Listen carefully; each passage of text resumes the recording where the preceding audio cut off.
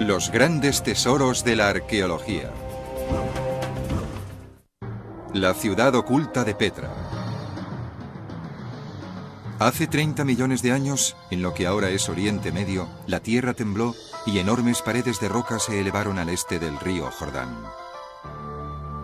Estas montañas, que el tiempo acabaría esculpiendo caprichosamente, forman una frontera natural entre las fértiles tierras de Palestina y los vastos desiertos de Arabia. Y durante casi 2000 años escondieron un secreto increíble. En 1812, un joven aventurero suizo llamado Johann Ludwig Burckhardt descubrió ese secreto. Burckhardt dirigía una expedición para explorar el interior de África. Disfrazado de mercader árabe, viajaba hacia el sur atravesando las bíblicas tierras de Palestina. Ya en el desierto, unos nómadas beduinos le hablaron de una ciudad antigua y maravillosa, oculta en el interior de una montaña. Burckhardt decidió posponer su expedición e ir en busca de esa ciudad perdida.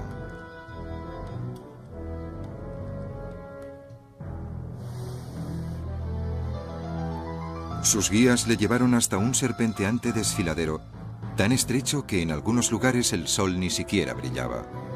Un pasadizo de piedra que bien podía ser una trampa mortal en caso de una inundación repentina o en una emboscada de los beduinos, conocidos por su crueldad con los extranjeros que encontraban en sus dominios. Burckhardt se enfrentaba a lo desconocido. De repente, las paredes del cañón se cerraron. La luz del día desapareció. Y entonces, en la oscuridad, se reveló el secreto.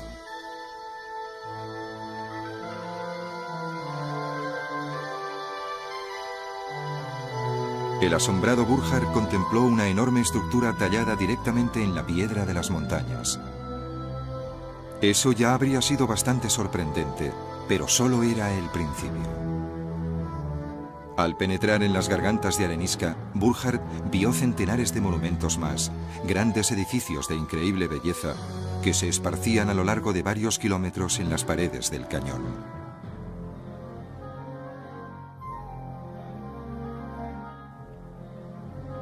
Burckhardt no se atrevió a compartir su emoción con sus guías beduinos.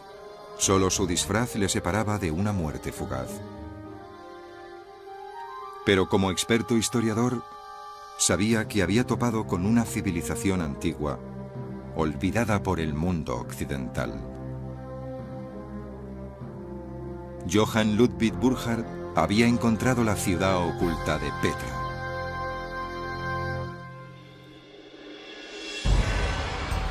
La ciudad oculta de Petra.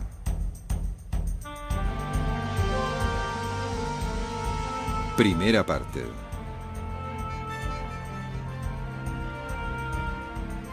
Un secreto en el desierto.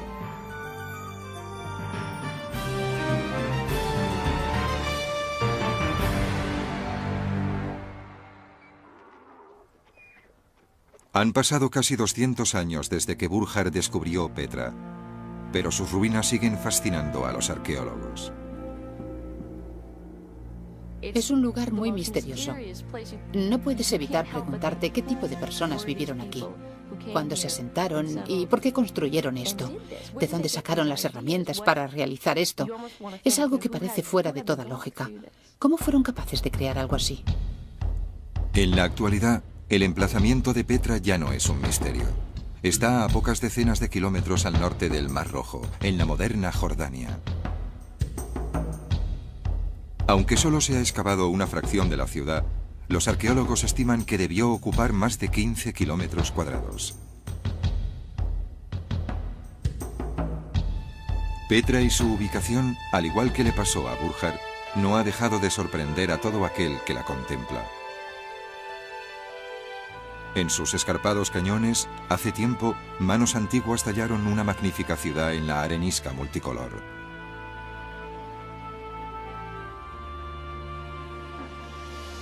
En el duro desierto, los constructores de Petra cincelaron un opulento escenario, curiosamente parecido a los grandes monumentos de Grecia y Roma.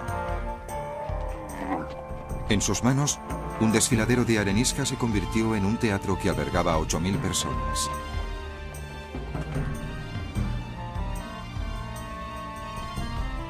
La ladera de una montaña se convirtió en un enorme edificio de casi 45 metros de altura.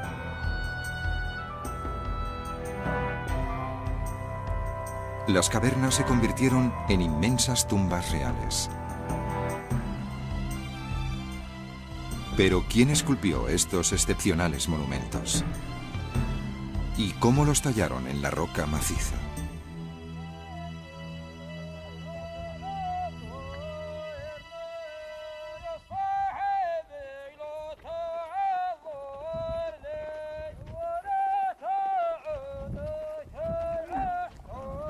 Durante siglos, los beduinos del sur de Jordania envolvieron la historia de Petra en un velo de leyenda. Para los beduinos, Petra es un lugar encantado, la morada de los Jinún.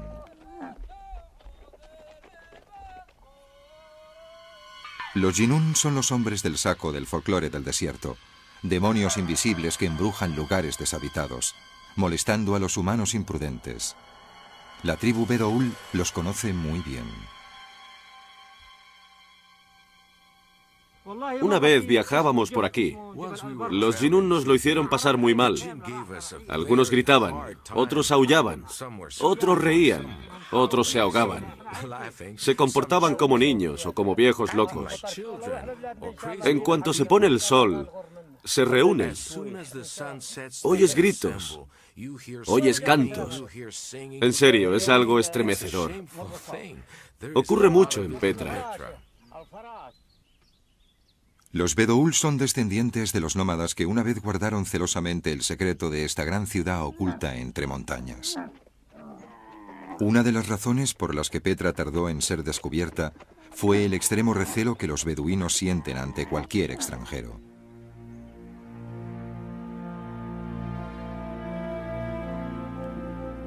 En el folclore Bedoul, Petra es el lugar donde Moisés abrió con su báculo la roca maciza para encontrar agua para su gente, como dice el Antiguo Testamento. Los Bedoul creen que el estrecho paso que siguió Burjar para llegar a la ciudad es la grieta provocada por el bastón de Moisés. Dicen que el enorme edificio tallado que vio Burjar lo construyó el antagonista de Moisés, el faraón de Egipto. Cuando estudiamos los mitos de Petra, nos encontramos con el faraón. Porque toda Petra está relacionada con la historia del faraón de Egipto y su persecución a los hijos de Israel. Bueno, debería haberse ahogado en el Mar Rojo, pero según la leyenda popular, llegó hasta Petra. Los beduinos creen que el faraón escondió su enorme fortuna dentro de una urna en lo alto del edificio que llaman el Tesoro. La urna del tesoro está marcada por centenares de balas beduinas, disparadas durante siglos con la esperanza de que por los orificios dejara caer una lluvia de oro.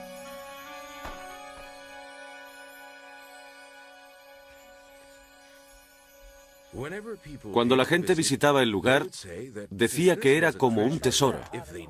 Si derribaban la parte superior, el oro caería sobre ellos. Le disparaban, pero nunca cayó oro. Todo ello son tonterías. ¿Qué se esconde en la urna del tesoro? ¿Puede que esté en algún otro lugar de Petra? A pesar de las leyendas, nadie ha encontrado nunca nada. La urna es un conocido símbolo que se encuentra a menudo en las tumbas del mundo grecorromano. Presumiblemente, era el lugar donde se depositaban las cenizas o el espíritu del muerto. Y el tesoro es, con bastante seguridad, la tumba de uno de los antiguos reyes.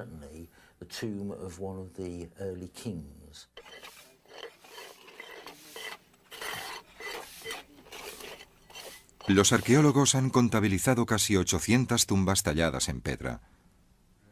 ¿Podemos encontrarnos simplemente ante un enorme cementerio? La mayoría de los estudiosos cree que en la antigüedad Petra era más una ciudad de vivos que de muertos.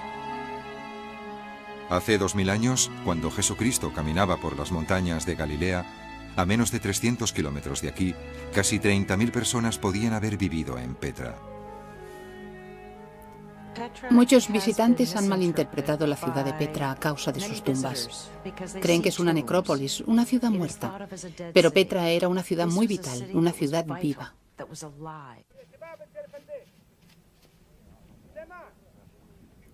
En la actualidad, algunos fragmentos rotos, muy erosionados por el tiempo, son todo lo que ha quedado de lo que debió ser una espléndida civilización. Te enseñaré la escalera. La hemos reconstruido y se puede ver dónde estaba. Los arqueólogos de la Universidad Brown de Rhode Island intentan reconstruir la antigua Petra. Esperan reconstruir la ciudad con tecnología digital.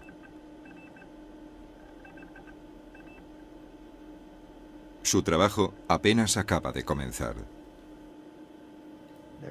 Ni siquiera se ha hecho un mapa completo de la antigua ciudad. Hay algunas partes que han sido perfiladas. Algunas excavaciones aquí y allá. Es como una gota de agua en el océano. Queremos conocer a la gente que vivió aquí y entender mejor sus costumbres. Nadie escribió una crónica relatando el día a día de Petra. Y si lo hicieron, no ha llegado hasta nosotros. No hemos podido encontrarlo, ni tampoco se ha encontrado en ninguna otra excavación.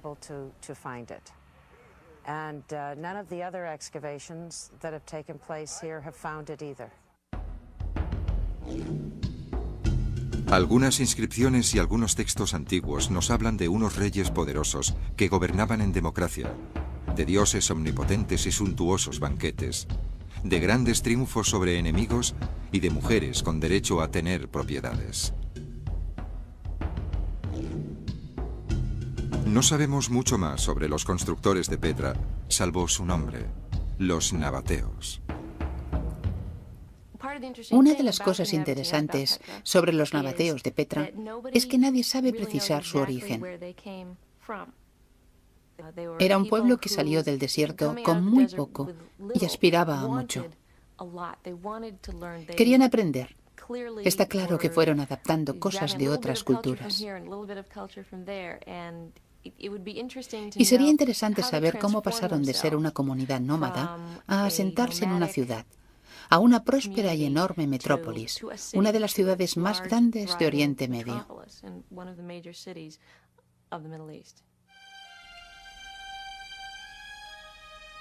Lo poco que sabemos sobre los nabateos nos revela talentos y riquezas admirables que les permitió construir una magnífica ciudad en uno de los ambientes más inhóspitos de la Tierra.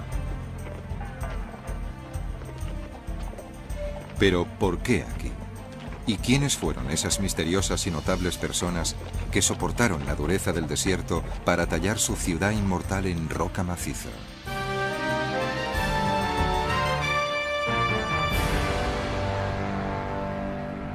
Segunda parte. Jinetes en la arena. Cinco siglos antes del nacimiento de Cristo, una desconocida tribu de nómadas desafió el vasto desierto árabe.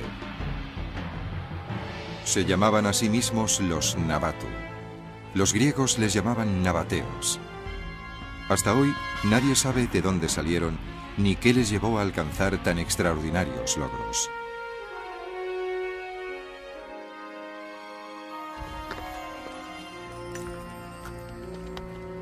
Aunque es bastante probable que los nabateos surgieran como una tribu nómada del norte de Arabia, aún no sabemos por qué se asentaron.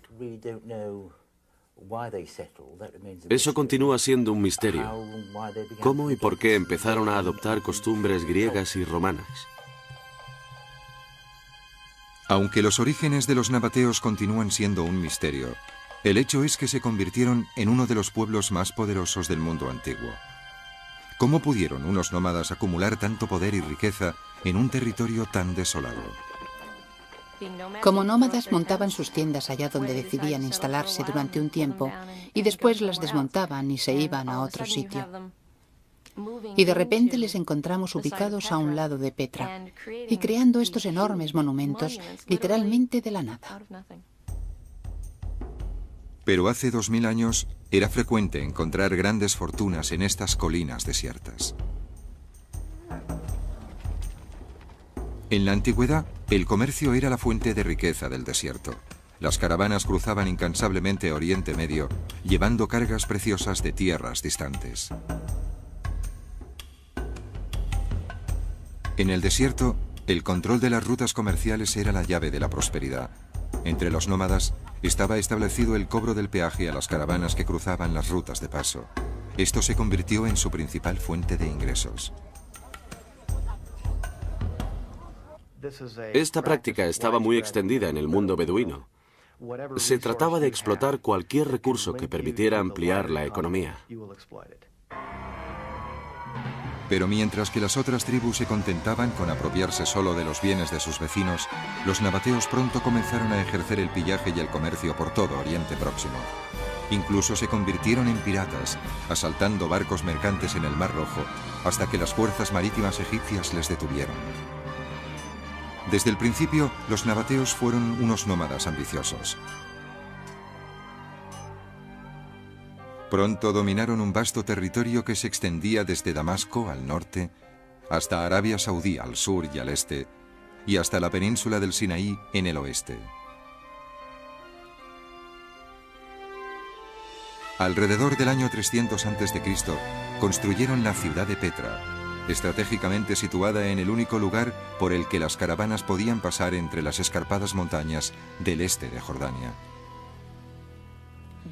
Querían exhibir su nueva riqueza, su recién adquirida importancia en Oriente Medio, y la mejor manera de hacerlo era construyendo. Era una demostración de poder, una exhibición de fuerza a todo el que pasaba por Petra, el lugar que representaba el nexo de todas las rutas comerciales de la zona. ¿Y qué mejor manera de exhibir el nuevo poder de su gente que construir esos impresionantes edificios? Pero para que Petra sobreviviese, era necesario solucionar un gran problema. Los nabateos controlaban unas tierras en las que solo caían 10 o 12 centímetros de lluvia al año, uno de los índices de precipitaciones más bajos de la Tierra. ¿Cómo podía sobrevivir una ciudad en el desierto? El auge de la ciudad dependía del agua y el alimento de su gente. Los nabateos se enfrentaron a este reto de manera exitosa una vez más. A la entrada de la ciudad, excavaron un enorme túnel que atravesaba una montaña para poder aprovechar el agua de lluvia en invierno. Durante millones de años, las inundaciones repentinas habían anegado los cañones. El túnel de los nabateos canalizaba esas inundaciones hacia un elaborado sistema de distribución del agua. Condujeron el agua con tuberías cerradas de cerámica, iguales a las tuberías que usamos hoy. La bajaron desde las montañas con acueductos enormes. Además de eso, tenían 2 fuentes perennes en la ciudad y docenas de riachuelos que proveían pilas, cisternas, etc. Habían desarrollado una gran capacidad para almacenar y distribuir el agua. Las huellas del sistema de tuberías de Petra todavía pueden observarse. Se cubrían de yeso para evitar que la porosa arenisca absorbiera parte de la valiosa agua. Este sistema aseguraba el suministro de agua en Petra, pero ¿podría el desierto proporcionar el alimento suficiente para mantener una ciudad entera? Aquí el ingenio de los nabateos también salió victorioso. Nos formulamos una gran pregunta. ¿De dónde sacaron los nabateos todos estos conocimientos? Aparentemente se trataba de una cultura muy desarrollada. Iban de aquí para allá y ese eclecticismo es un aspecto muy importante en todos los aspectos de su vida. Y eso forma parte de su habilidad en la ingeniería. Si alguien tenía una buena idea para desarrollar algo, se aplicaba con gran destreza. Esto es Avdat, a unos 100 kilómetros al oeste de Petra, en el desierto de Negev, en Israel. Hace 2000 años se llamaba Óboda, en honor a Óbodas II, un rey nabateo.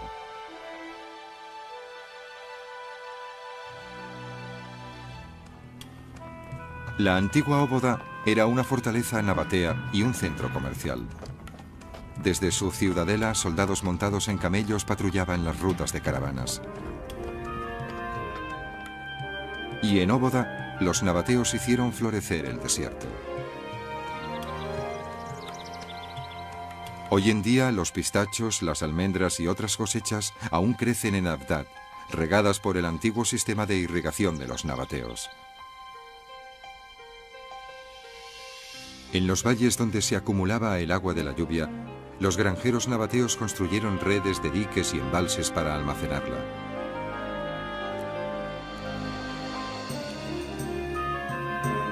Con este sencillo sistema, los nabateos hicieron del desierto su campo de cultivo y alimentaron a decenas de miles de personas.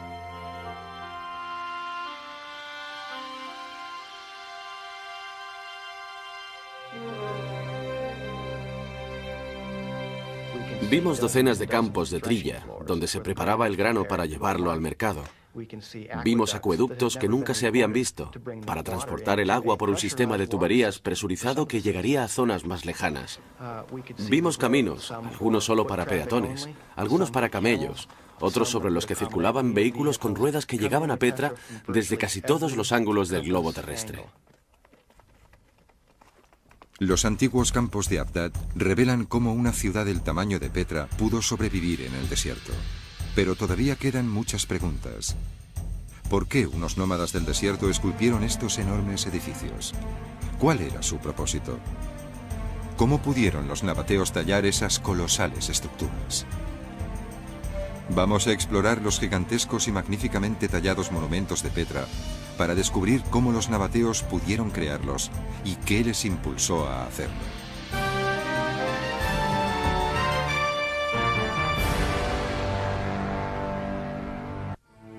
Tercera parte. De roca maciza. Los arqueólogos creen que la mayor parte de los 800 monumentos tallados de Petra eran tumbas. La presencia de tantas tumbas ha hecho que algunos crean que Petra no era una ciudad para los vivos, sino un auténtico cementerio, como el Valle de los Reyes de Egipto. Pero la mayoría de los estudiosos cree que las tumbas de Petra no estaban rodeadas de un silencio sagrado, sino del ruidoso ajetreo de una metrópolis. Los reyes nabateos construyeron Petra no para prepararse para el otro mundo, sino para alardear de su riqueza y su estatus en este. Sus vecinos tenían unos enormes sepulcros y cosas de ese tipo. Los nabateos tenían que superarlos, así que nos encontramos que todos los riscos que rodean la base rocosa de Petra están adornados con monumentos funerarios. Fueran cuales fueran sus motivos para esta obra a gran escala, los nabateos dedicaron su aparentemente ilimitada energía a esta tarea. En sus cañones de arenisca tallaron las tumbas sobre roca maciza. Hoy en día, aún se ven los golpes de cincel que hace siglos esculpieron un mausoleo familiar. En estas tumbas, los muertos se unían a sus ancestros en el sueño eterno, mientras los vivos celebraban banquetes en su honor. Algunas tumbas eran de un tamaño relativamente modesto. Otras eran de proporciones asombrosas. Con técnicas ingeniosas y grandes esfuerzos, los nabateos convirtieron laderas enteras en monumentos. Las fachadas de las tumbas están trabajadas en la roca de arriba a abajo.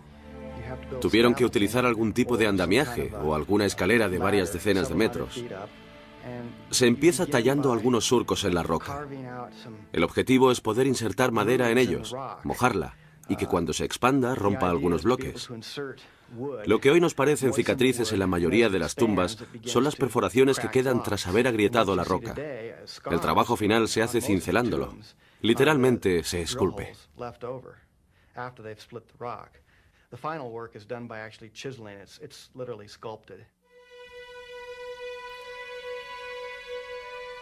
Pero nadie sabe si fueron los nabateos los que diseñaron y tallaron las grandes tumbas de Petra, o si se valieron de arquitectos de Alejandría, Antioquía u otros antiguos centros culturales.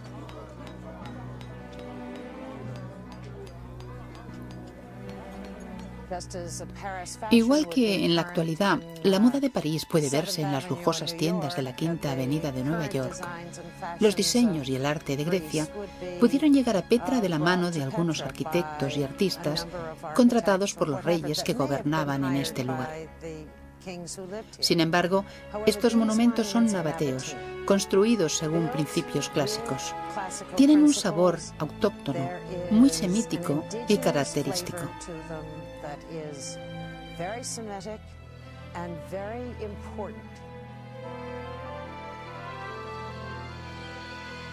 Uno de los grandes misterios de Petra es el origen de sus modelos arquitectónicos, porque usaron un poco de todo. Encontramos materiales egipcios, pero también se encuentran materiales que parecen mesopotámicos. Y además hallamos un estilo grecorromano. Pocas cosas en este mundo se desarrollan como predecimos. Los habitantes de Petra no eran conscientes de su contribución a la humanidad. Su escritura, una forma de arameo en semicursiva, acabaría desarrollándose hasta ser la base de la escritura árabe moderna. Los árabes desarrollaron una importante tradición poética. Sin embargo, el árabe solo sería extensamente conocido después de que las palabras de Mahoma fueran recogidas por escrito a principios del siglo VII. Unos 100 años después, en el 720, un farmacéutico árabe llamado Abu Shafar inventó el ácido sulfúrico y el nítrico. Sin estos productos químicos, nuestra sociedad no tendría pintura, plástico o detergente. La existencia del Corán y su difusión hicieron posible que el árabe se convirtiera en una de las lenguas más habladas del mundo. Hoy en día, más de 175 millones de personas hablan árabe y practican la religión del Islam, cuyo libro sagrado es el Corán. Pero en la antigüedad, el gran centro de Petra era su teatro, de un diseño puramente grecorromano, con capacidad para 8.000 personas. Nadie está completamente seguro de las razones que llevaron a los nabateos a su construcción, pero la mayoría de expertos creen que fue la ambición de poder. Los nabateos eran tan humanos como el resto del mundo. Cuando tienes un gran superávit de capital, no te puedes permitir ser un bárbaro. No quieres vivir como un primitivo. Todas las ciudades debían tener un teatro porque eso era la demostración del nivel cultural y, por tanto, del poder social. La arquitectura de Petra muestra cómo los nabateos se divertían y cómo adoraban o lloraban a alguien. Algunos fragmentos de su cultura cerámica muestran gustos refinados y placeres terrenales. Pero cuáles eran sus creencias es algo que sigue siendo un enigma. Los nabateos se llevaron con ellos a la tumba la respuesta. Vamos a visitar el lugar más alto y más sagrado de Petra, donde en la antigüedad los dioses nabateos quizás exigían el sacrificio definitivo.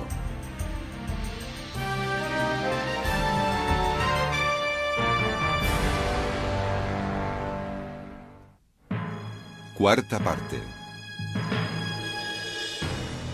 Dioses exigentes.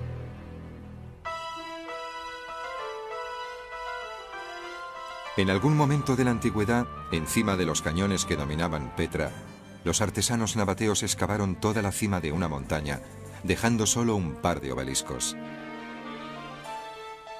Nadie sabe por qué. Algunos estudiosos creen que los misteriosos obeliscos son la representación de los dioses nabateos.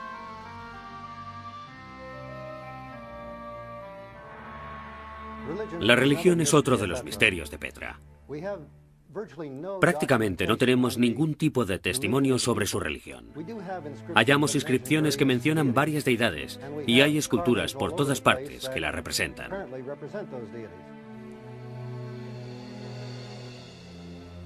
Esparcidos por toda Petra, topamos con unos misteriosos monumentos esculpidos llamados bloques dios. Los dioses de los nómadas del antiguo Oriente Próximo prohibían que sus adoradores supieran sus nombres o contemplasen sus rostros. El dios jefe de los nabateos era Dushara. Su nombre significa el de las montañas de Shara. Shara es una cadena montañosa que hay cerca de Petra. Aparte de su nombre, no sabemos nada más de Dushara. Los bloques Dios y los obeliscos de Petra pueden haberlo representado. Pero cuando los nabateos se convirtieron en ciudadanos ricos y sofisticados, adoptando como propia a la cultura griega, Dushara no tardó mucho tiempo en revelar su rostro. Dushara llegó, y sospecho, aunque tampoco tenemos nada que lo pruebe, que adquirió atributos de los dioses vecinos. ¿Podría ser esta una imagen tardía de Dushara? Los arqueólogos creen que los nabateos fusionaron su propio dios con otras deidades griegas y egipcias como Zeus, Dionisio y Osiris. Los semitas en general no suelen dar a sus deidades caracteres antropomorfos. Cuando llegamos al período helenístico, esto sí cobra importancia, porque los griegos y los romanos tenían esculturas de sus deidades y, después de todo, puestos a ser sofisticados y modernos, tenemos que hacer lo mismo.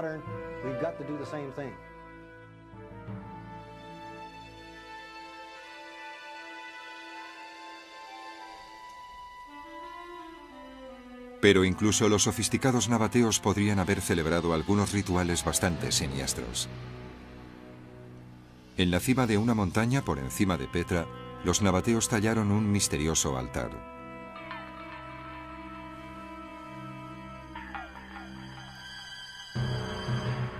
Era casi con seguridad un lugar para el sacrificio, donde los sacerdotes de Petra hacían ofrendas a sus dioses. ¿Pero qué sacrificaban aquí? ¿O a quién?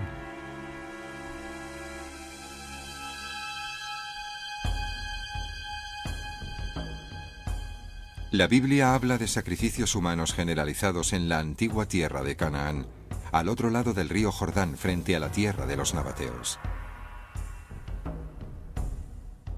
Los sacerdotes de Baal, el dios de los cananitas, sacrificaban niños en la cima de las montañas.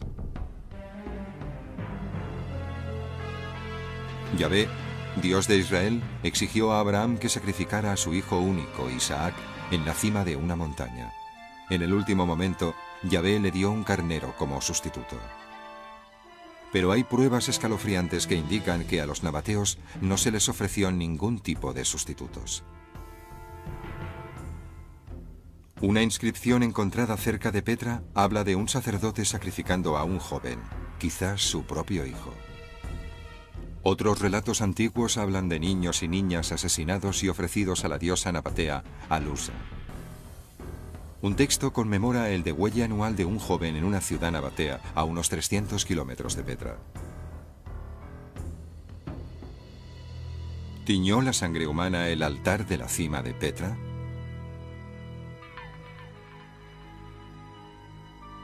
¿Son los obeliscos de Petra imágenes primitivas de los dioses esperando en vano la sangre de los infantes de Petra? Entre los estudiosos, estas preguntas son muy recurrentes, preguntas que quizás nunca encuentren respuesta. Solo porque tenemos un altar, la gente empieza a decir inmediatamente: ¿sacrificaban gente? Lo dudo. Cuando llegamos al siglo I, todo el mundo es bastante civilizado. Es decir, que ya no se hacían esas cosas.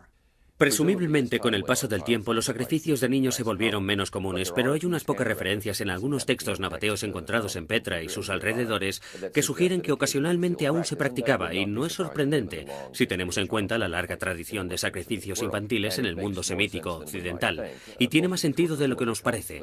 La mayoría eran ofrendas de fertilidad. Los dioses regalaban el don de engendrar hijos, la procreación, y era obligado corresponderles a dicho regalo sacrificando una parte del mismo. Así que de algún modo era un gran honor. Aunque un honor un tanto dudoso. Los dioses nabateos siguen dejando perplejos a los arqueólogos, pero un reciente y espectacular hallazgo no deja lugar a dudas de que Petra fue finalmente conquistada por otro dios. En 1992, los arqueólogos descubrieron las ruinas de una iglesia del siglo VI, adornada con magníficos mosaicos. Tras casi 2000 años, los mosaicos de la iglesia de Petra brillan con luz propia y nos sorprenden con sus temas cotidianos. Animales, plantas y figuras humanas desfilan ante nosotros en escenas encantadoras y vivas que parecen tener muy poco en común con la Biblia. Pero hay pocas dudas de que el edificio estaba consagrado a la adoración de Cristo. En Acor, el Centro Estadounidense de Investigación Oriental en Amán, Jordania, el personal intenta reconstruir un enorme rompecabezas de fragmentos de piedra de la iglesia de Petra.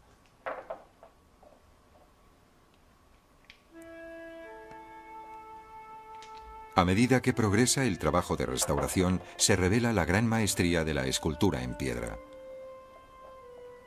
Los habitantes de Petra debieron gastar tanto dinero y energía en construir su iglesia como en las tumbas y en los templos paganos. Pero más allá de sus esplendores artísticos, la iglesia de Petra ha traído consigo un descubrimiento incluso más impresionante.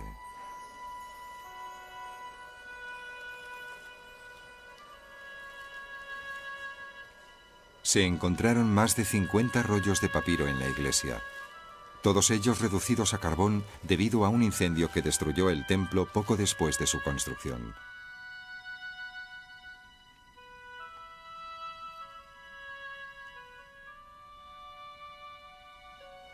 En un laboratorio especial del Centro de Investigación, un equipo de estudiosos está separando cuidadosamente las capas calcinadas de los rollos y preparándolos para ser traducidos.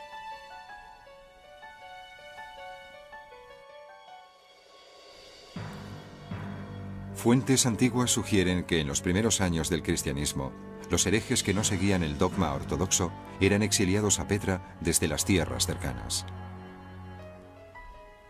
¿Revelarán los papiros de Petra sus enseñanzas? Cuando se unan los fragmentos, ¿aparecerán evangelios desconocidos o prohibidos? Hasta ahora, todos los papiros traducidos han sido informes administrativos de la Iglesia.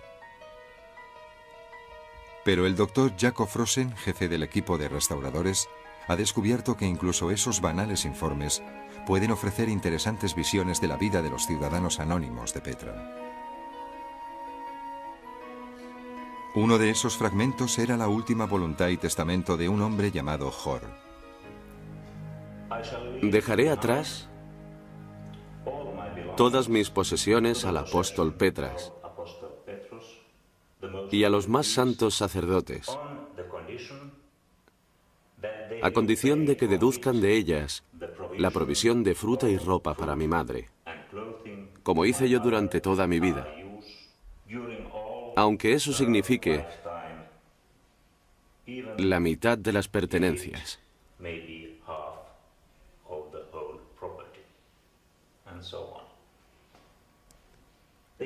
Estos textos son importantes para los arqueólogos porque nos hablan sobre los terrenos, las casas, las iglesias y los monasterios de Petra y de los alrededores.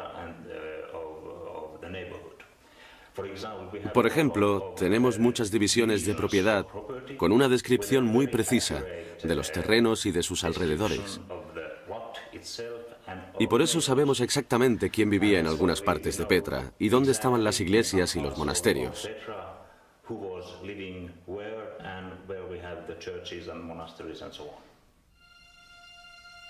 Solo se han traducido algunos de los 50 pergaminos de Petra.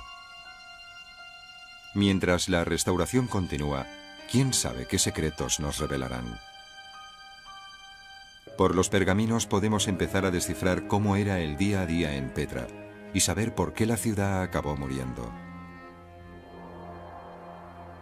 Ya que en el siglo VI, cuando se escribieron los pergaminos de Petra, los mejores días de los nabateos ya habían terminado.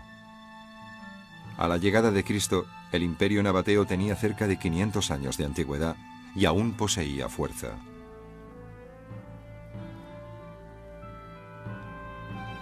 Pero la prosperidad de los nabateos iba a costarles su independencia. Los habitantes de Petra se habían vuelto tan ricos gracias a los impuestos sobre las caravanas que atrajeron la atención del imperio más poderoso del mundo, el Imperio Romano. A los todopoderosos romanos Petra les empezaba a molestar. Estaban cansados de pagar precios más caros por los artículos que cruzaban el territorio nabateo. Los emperadores romanos decidieron que si las caravanas pagaban impuestos a los nabateos, los nabateos debían pagar impuestos a Roma. Las legiones marcharon sobre Petra. Se enviaron 2 expediciones para conquistar Petra. La primera fue sobornada y la segunda estaba a mitad de camino cuando murió el emperador y tuvieron que dar media vuelta. Pero los romanos lo que realmente pretendían era controlar toda esta zona. Finalmente, cuando el rey nabateo murió en el año 106 después de Cristo, el emperador Trajano envió una legión a anunciar que a partir de entonces Petra pasaba a depender de Roma. Los nabateos no tenían otra elección que aceptar el mando de Roma. Petra empezó su nueva andadura como capital de la provincia romana Arabea Petraea. Los romanos construyeron una calzada que atravesaba la ciudad. Instauraron un gobernador y prudentemente permitieron que los nabateos continuasen con su trabajo como siempre.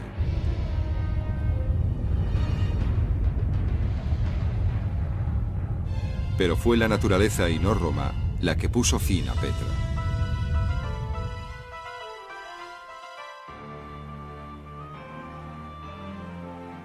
Según los relatos antiguos, a las 9 de la noche del 19 de mayo del año 363 después de Cristo, un terremoto sacudió Petra.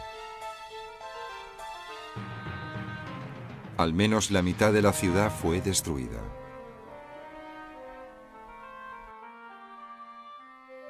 El momento elegido por el terremoto no pudo ser peor.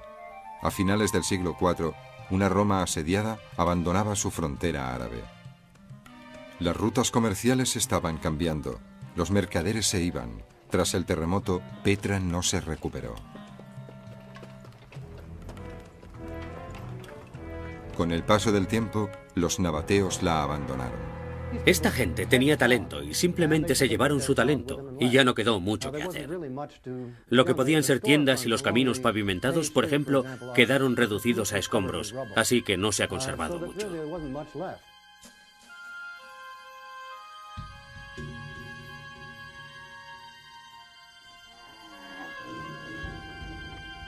En el siglo VII, cuando los ejércitos de Mahoma difundieron el Islam, Petra ya se había convertido en una ciudad oculta entre montañas. Los nabateos habían desaparecido en el desierto tan misteriosamente como habían emergido de él, pero no sin dejar un legado final para Oriente Medio. El alfabeto nabateo evolucionó hasta convertirse en el alfabeto árabe, la lengua que hoy hablan millones de personas, desde Marruecos hasta el Golfo Pérsico.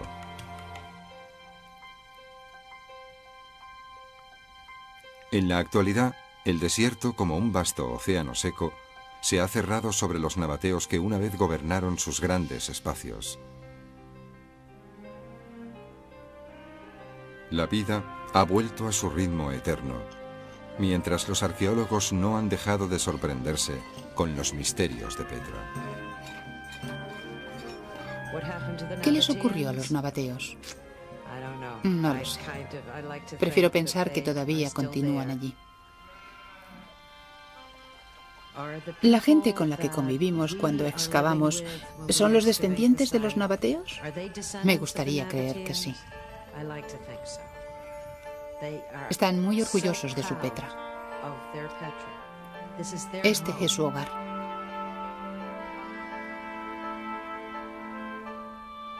Para mí, los Bedoul son nabateos de espíritu. Y está claro que son nabateos por orgullo.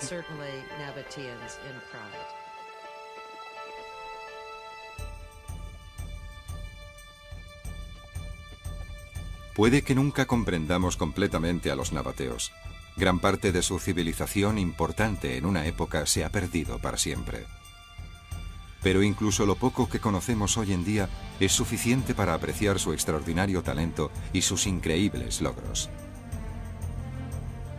Y a pesar de lo mucho que se ha perdido, siempre conservaremos, y no dejará de fascinarnos, el maravilloso testamento de la grandeza de esta ciudad oculta, espléndida y misteriosa de Petra.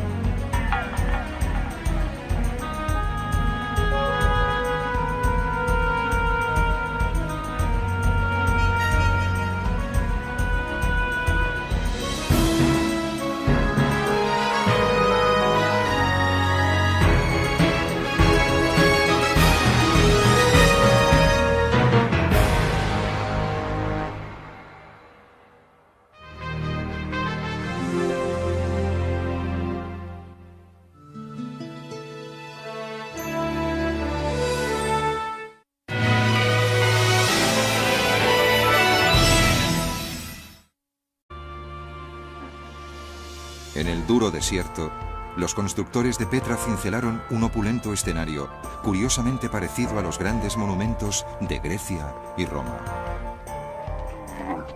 En sus manos, un desfiladero de arenisca se convirtió en un teatro que albergaba a 8.000 personas.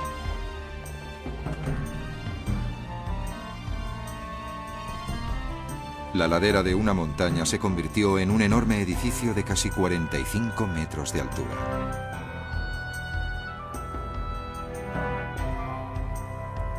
Las cavernas se convirtieron en inmensas tumbas reales.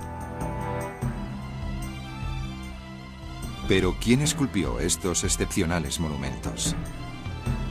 ¿Y cómo los tallaron en la roca maciza?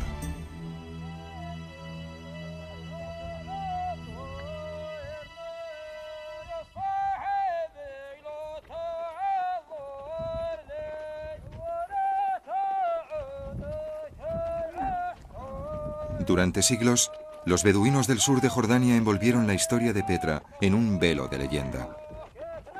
Para los beduinos, Petra es un lugar encantado, la morada de los Jinún.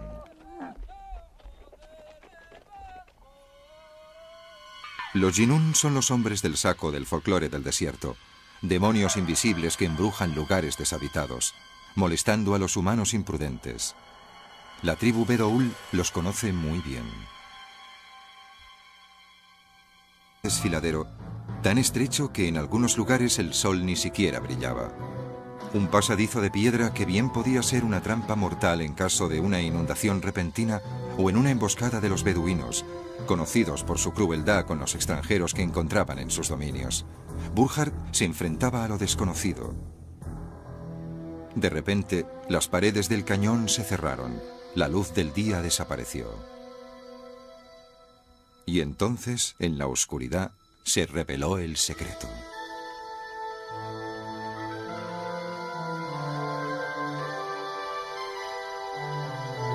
El asombrado Burkhard contempló una enorme estructura tallada directamente en la piedra de las montañas. Eso ya habría sido bastante sorprendente, pero solo era el principio. Al penetrar en las gargantas de arenisca, Burkhard vio centenares de monumentos más, grandes edificios de increíble belleza, que se esparcían a lo largo de varios kilómetros en las paredes del cañón.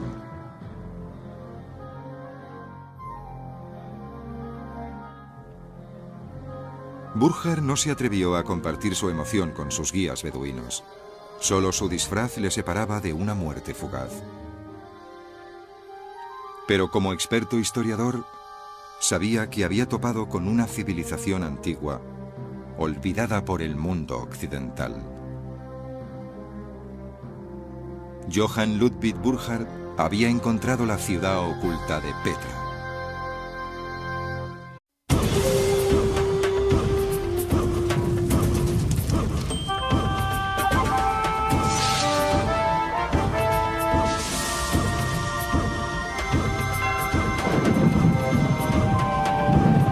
Los grandes tesoros de la arqueología. La ciudad oculta de Petra. Hace 30 millones de años, en lo que ahora es Oriente Medio, la tierra tembló y enormes paredes de roca se elevaron al este del río Jordán. Estas montañas, que el tiempo acabaría esculpiendo caprichosamente, forman una frontera natural entre las fértiles tierras de Palestina y los vastos desiertos de Arabia. Y durante casi 2000 años escondieron un secreto increíble. En 1812, un joven aventurero suizo llamado Johann Ludwig Burkhard descubrió ese secreto. Burkhard dirigía una expedición para explorar el interior de África. Disfrazado de mercader árabe, viajaba hacia el sur atravesando las bíblicas tierras de Palestina. Ya en el desierto, unos nómadas beduinos le hablaron de una ciudad antigua y maravillosa, oculta en el interior de una montaña. Burkhard decidió posponer su expedición e ir en busca de esa ciudad perdida.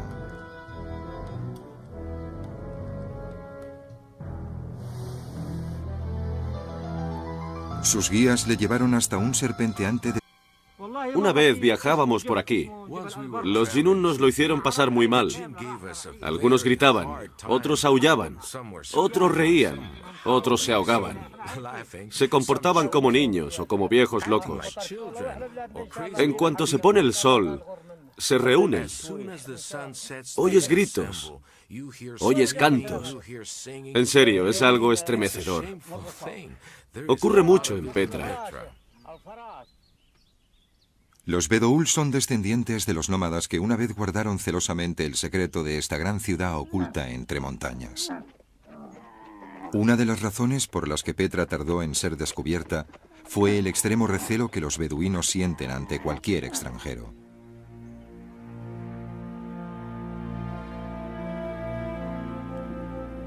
En el folclore bedoul, Petra es el lugar donde Moisés abrió con su báculo la roca maciza para encontrar agua para su gente, como dice el Antiguo Testamento.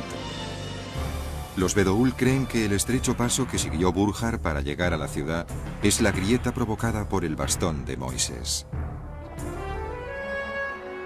Dicen que el enorme edificio tallado que vio Burjar lo construyó el antagonista de Moisés, el faraón de Egipto. Cuando estudiamos los mitos de Petra, nos encontramos con el faraón. Porque toda Petra está relacionada con la historia del faraón de Egipto y su persecución a los hijos de Israel. Bueno, debería haberse ahogado en el Mar Rojo, pero según la leyenda popular, llegó hasta Petra.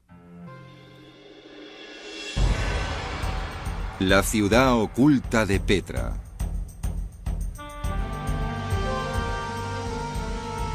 Primera parte.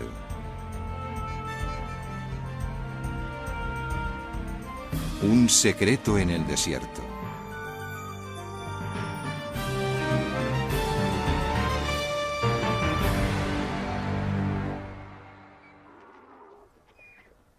Han pasado casi 200 años desde que Burjar descubrió Petra, pero sus ruinas siguen fascinando a los arqueólogos. Es un lugar muy misterioso. No puedes evitar preguntarte qué tipo de personas vivieron aquí, cuándo se asentaron y por qué construyeron esto, de dónde sacaron las herramientas para realizar esto. Es algo que parece fuera de toda lógica. ¿Cómo fueron capaces de crear algo así? En la actualidad, el emplazamiento de Petra ya no es un misterio. Está a pocas decenas de kilómetros al norte del Mar Rojo, en la moderna Jordania. Aunque solo se ha excavado una fracción de la ciudad, los arqueólogos estiman que debió ocupar más de 15 kilómetros cuadrados. Petra y su ubicación, al igual que le pasó a Burjar, no ha dejado de sorprender a todo aquel que la contempla.